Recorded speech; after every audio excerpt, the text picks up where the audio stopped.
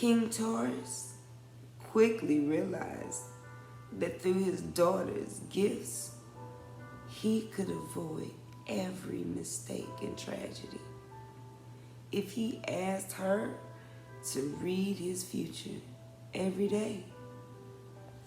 It was because of this that King Taurus forbade Queen Parialia or Una to leave their lands without him. He took a special interest in all of Una's endeavors by personally encouraging her every whim of divining.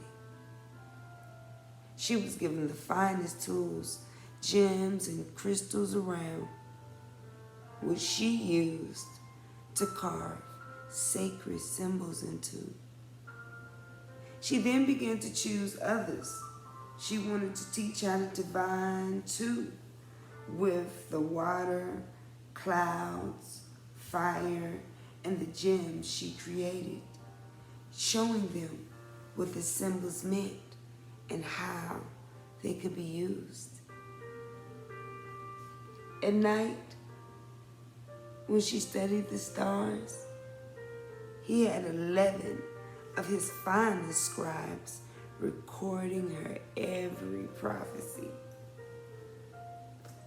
He sought her out before every takeover and for all of his travels, refusing to make a decision without her so that she may ensure his success. Each day, he would come to Una and say, "Una, Madalania, see into my days to come and tell me what is shown to you." Una usually will reply to him, "I see only prosperity, Daga. Your kingdoms are flourishing, your riches are growing, and only long-lasting seeds do I see you sowing." And it came to pass that for 7 years, she was her father's sole counsel on all matters that concerned his territory, and she used her gifts to further their kingdom. One moon before Una turned 18, King Taurus's fortune would change without warning. King Taurus arose to find Una, but she was not awaiting his arrival as she usually did. When he finally found her, she was in the garden, sitting amongst her white roses. Before Taurus could ask her to see into his future, she advised him with a gentle tone, "I will not look upon you to see your fate today, Daga. That time is past. The Orishas have declared that you have become so dependent on knowing what lies ahead of you that you have forgotten how to live for the future. And so I shall tell you no more. Soon, it will be time for me to leave, and you will have to wait to see how the days unfold once again."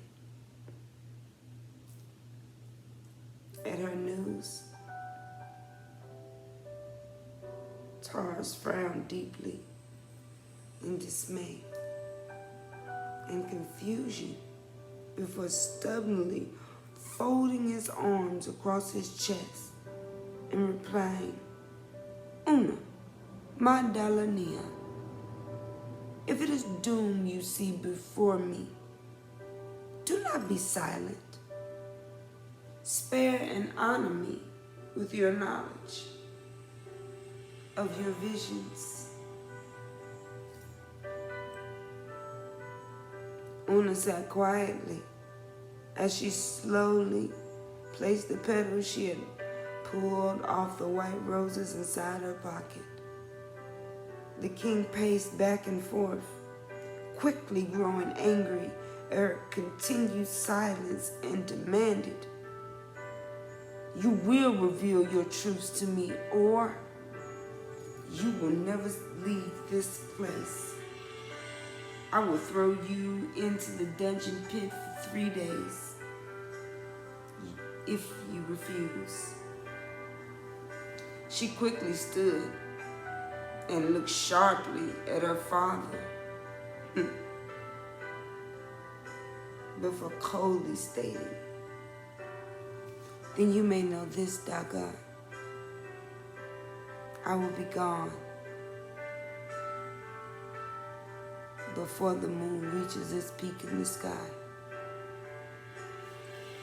Enraged by the seemingly brave retort, Taurus stomped his foot and yelled for his guards to seize Una. But when none moved to follow his order, his anger grew to fury. Enraged by the blatant insubordination of his soldiers, King Taurus focused all his thunder on Ionis, the head guard. "Seize her now, Ionis." Ionis inflated his large chest and looked at King Taurus hard before slowly approaching Una and gently placing his arms around her shoulder as he pulled her to him and led her past the king and out of the garden. Ionis quickly whispered to Una, "Princess Una, I wouldn't dare place you in a dungeon.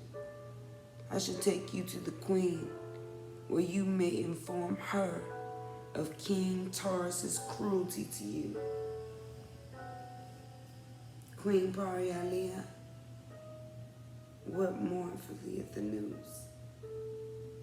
They brought her before she ordered Ionis to pack Una all the gold and jewels and supplies they could carry.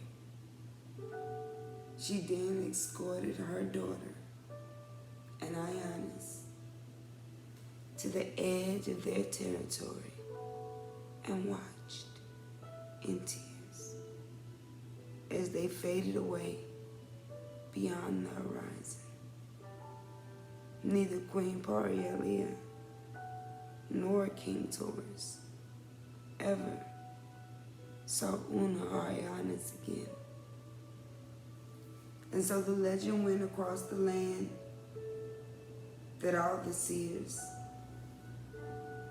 are the descendants of the veil, the children of Una, the Orisha of all seers.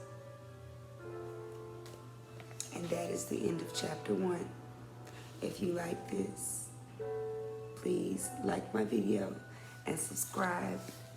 I'll be starting chapter 2, the parlor room, next. Thank you for your time.